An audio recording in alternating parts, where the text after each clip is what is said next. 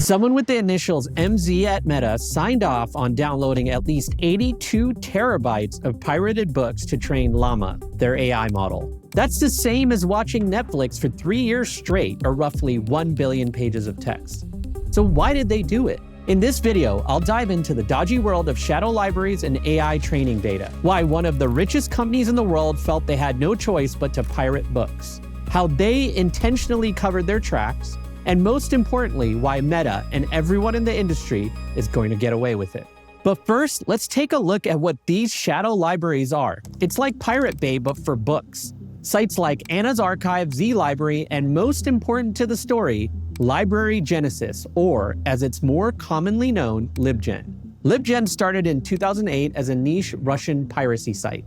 But since then, it's grown massively. Today, it hosts over 7.5 million books and over 80 million academic texts. Everything from Shakespeare's classics to Harry Potter to peer-reviewed studies in top journals. In other words, LibGen's dataset is a goldmine for training an AI model. Engineers at Meta made the case for downloading data from LibGen. One of them said, "It's really important to get books ASAP because they're more useful than web data." This is because books are high-quality content that have been edited by humans. They also cover a wide range of genres, languages, and formats. But before we go full corporate piracy, Meta did try to go the legal route first. They actually reached out to publishers and asked about licensing books.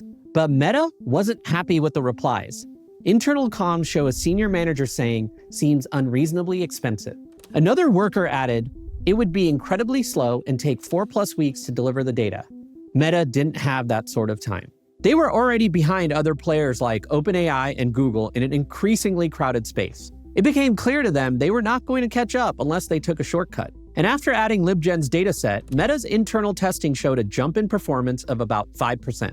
The test was 16,000 yes/no prompts that the AI had to answer. That 5% lift might seem small, but it improved Llama's accuracy by roughly 800 more correct answers with no extra compute. This was the beginning of Meta's pirate-first strategy for Llama.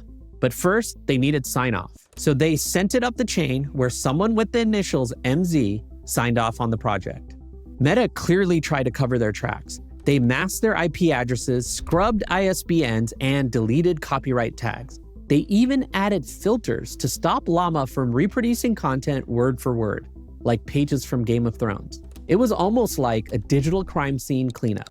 However, throughout this process, there was some serious concern from engineers. One employee said, "I don't feel comfortable pirating books on a corporate laptop."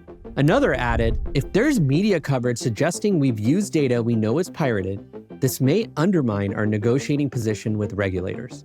And even though the Llama team rated the legal risk of this project medium to high, Meta's leadership took the risk anyway. You can imagine their thinking going like this. Staying ahead in the AI race was worth being sued.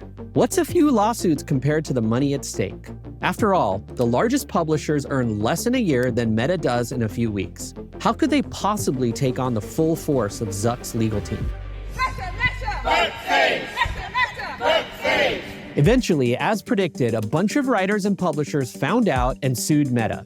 Famous writers like George R.R. Martin, Margaret Atwood, and Stephen King all called out Meta's pirating of their content. But as expected, Meta's leadership and legal team had a plan. Their argument goes like this.